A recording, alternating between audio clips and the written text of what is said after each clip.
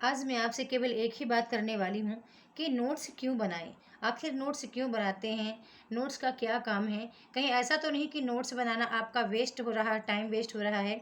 या फिर ये भी है आपके मन में प्रश्न आता होगा कि क्या बगैर नोट्स बनाए आप एग्ज़ाम क्वालिफाई नहीं कर पाएंगे।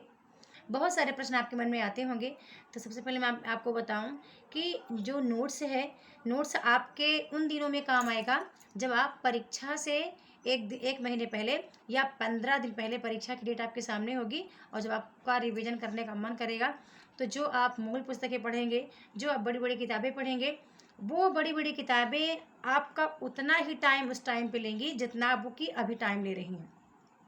यदि किसी टॉपिक को आप पढ़ने में भी 2 घंटे 3 घंटे लगाते हैं तो उस समय भी आपका वही टाइम व्यर्थ जाएगा। जब आप अभी पढ़ करके नोट्स बना के रखेंगे तो वही टाइम आपका परीक्षा के टाइम पे सेफ रहेगा।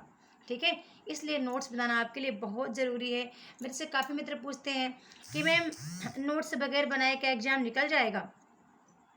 मैं ये नहीं कहती कि एग्ज़ाम आपका नहीं निकलेगा, लेकिन जहाँ तक मेरा अनुभव कहता है कि एक शॉर्ट नोट्स आपके पास होना चाहिए।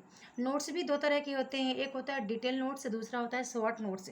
मैं आपको डिटेल नोट्स बनाने के लिए नहीं बोल रही हूँ, मैं आपको ये बोल रही हूँ कि आप एक शॉर्ट शॉर्ट मतलब छोटा नोट्स ज़रूर बनाएं। अब शॉर्ट नोट्स की बात मैं करूँ तो कितना बड़ा बना सकते हैं। जैसे कि आपने किसी टॉपिक को पढ़ा 10 पेज में या 20 पेज में 50 पेज में, तो उसका ये 10 पेज पढ़ते हैं तो उसका 3 पेज का नोट्स होना चाहिए। यदि आपने 50 पेज का पढ़ा है तो उसका 5 पेज का नोट्स होना चाहिए। यदि मेरे पीडीएफ से पढ़ रहे हैं तो मैंने ऑलरेडी पीडीएफ का बता रखा है ग्रुप में कि कैसे आपको नोट्स बनाना है। साथ में क्योंकि बहुत सारे कोर्स में नए स्टूडेंट आ रहे हैं, ताकि इस वीडियो को देखें तो उनको नोट्स की अहमियत जो है, नोट्स क्यों बनाया जाता है इसकी अहमियत उनको पता चले। साथ में एक चीज़ ध्यान रखना कि आप एक बात और याद रख लो कि जैसे कि एक ही ग्रुप में बहुत सारे बंदे पढ़ते हैं, लेकिन उस टाइम पे कुछ ही बंदों का एग्ज़ाम निकलता है, बाकियों का नहीं निकलता। इसकी क्या वजह है? इसका एक ही रीज़न है। अब आप वीडियो को लाइक कर लो, छोटा सा कमेंट करो कि मैम क्या रीज़न हो सकता है। आप गेस भी कर सकते हो कि क्या रीज़न हो सकता है। ठीक है, वीडियो को पॉज कर लो कि क्या रीज़न है, आखिर लोग क्यों निकल जाते हैं, उसी ग्रुप में पढ़ते समय क्यों सफल हो जाते हैं और आप सफल क्यों नहीं होते हैं। आप वीडियो को पॉज करके विचार करो 1 मिनट। ठीक है, सोचो सोचो आप क्या हो सकता है।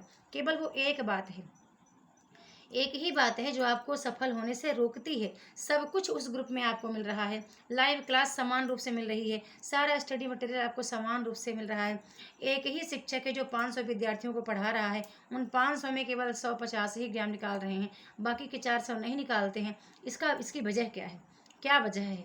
इसका एक ही रीज़न है, वो रीज़न मैं शेयर कर दूँ। वो है बैलेंस। वो है बैलेंस, आपके काम करने के तरीके में बैलेंस आपका नहीं है। ठीक है, अब वो कैसे? जैसे कि जो एक सफल बंदा है ना, जब वो पढ़ने बैठता है तो उस समय केवल वो पढ़ता ही है। उस समय वो और अन्यत्र की बातें नहीं सोचता, केवल एक टाइम पे एक ही काम करना। जब वो घर से बाहर निकल रहा है तो उस समय जिस परपट से निकल रहा है वही काम करके लौट रहा है, या जो काम वो कर रहा है केवल एक ही काम को एकाग्रता से कर रहा है। ऐसा नहीं कि आप पढ़ने बैठे और पढ़ते समय आप तो पढ़ तो रहे हो लेकिन आपका ध्यान कहीं और घूम रहा है।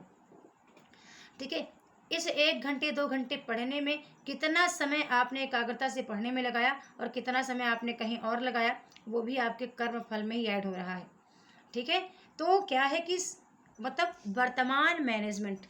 ठीक है, बैलेंस का एक और दूसरा रूप है वर्तमान मैनेजमेंट, यानी कि वर्तमान समय में जो आप जी रहे होते हैं ना, उस समय को कितना आप अपने ऊपर खर्च कर रहे हैं, किस तरीके से कर रहे हैं, इसका भी आपको संज्ञान होना चाहिए। ठीक है, तो एक सही स्ट्रेटजी यही है कि आप अभी नए नए जुड़े हैं या आपने अभी भी तैयारी स्टार्ट की है तो जल्दी से आज से ही अपना नोट्स बनाना स्टार्ट करो, क्योंकि परीक्षा के दिनों में आपकी मूल किताबें, जो मूल कहानियाँ आपने पढ़ रहे हैं, आप नाटक पढ़ रहे हैं, निबंध पढ़ रहे हैं, आप सोच रहे हैं कि हमने सारी पुस्तकें पढ़ ली हैं, अब तो मेरा पूरा तैयार हो चुका है, अब मेरे को कोई नोट्स बनाने की ज़रूरत ही नहीं है, तो बहुत गलत सोच रहे हैं। डिटेल नोट्स ना सही, एक शॉर्ट नोट्स बना लीजिए। शॉर्ट्स नोट बनाने का मैंने बहुत सारा तरीका बताया, बहुत बार मेरी वीडियो पे मैंने बताया है। उसको मैं अब फिर से यहाँ पे रिवाइज नहीं करूँगी, रिपीट नहीं करूँगी। बाकी कोर्स वालों को पता है, यूट्यूब की वीडियो में मैं अक्सर बताती रहती हूँ आपको कि आप किस तरीके से पढ़ें, कितना पढ़ें। अब ये भी प्रश्न आता होगा कि मैम नोट्स तो बनाएं पर महत्वपूर्ण कहाँ से पाएँ। ठीक है, महत्वपूर्ण पाने के लिए बहुत से रास्ते आपके पास खुले हैं। यूट्यूब पर लाखों वीडियो पड़ी हुई हैं। किसी अच्छे गाइडेंस को फॉलो करें। साथ में PYQ एक दर्पण का काम ही करता है, उसको एक बार देखिए, गौर से देखिए, एनालाइज करिए, तो वहाँ से भी आपको बहुत सारा मार्गदर्शन मिल जाएगा। ठीक है, तो आज मैं यही वीडियो में बताना चाह रही थी। मैं सोच रही थी कि मैं आज कौन सी ऐसी वीडियो लेके आऊँ जो कि आपको बहुत मोटिवेट करे और आपको ये बताए कि आज आपके असफलता में जो एक काम आप करते हो ना, एक समय पे एक काम नहीं करते हो, कई समय उसमें करते रहते हो। और जब पढ़ने बैठते तब भी आप पढ़ते नहीं हो, उस समय बहुत सारी चीज़ों को अपने माइंड में स्टोर करते हो। ऐसा नहीं करना है, समय को प्रबंधित करिए। ठीक है, समय मैनेजमेंट सीखिए और अपने लाइफ को एक बैलेंस बना के रखिए। जब मोबाइल में बैलेंस नहीं होता है ना, वो भी काम करना बंद कर देता है। ठीक है, ऐसे ही आपके जीवन में एक जो मतलब प्रॉपर उसको उतार चढ़ाव तो आते हैं, लेकिन उसको एक सही ढंग से एक सही ट्रैक पे लेके चलिए कि आपको इतने समय में इस चीज़ को अचीव करना है। खुद से पूछिए भी कि हम 3 बार एग्जाम दिए, 4 बार दिए, 5 बार दिए, कमी कहाँ रह गई है। उस कमी पर काम करिए, उसको सुधार करिए और फिर से एक बार नया मुकाम हासिल करिए। धन्यवाद।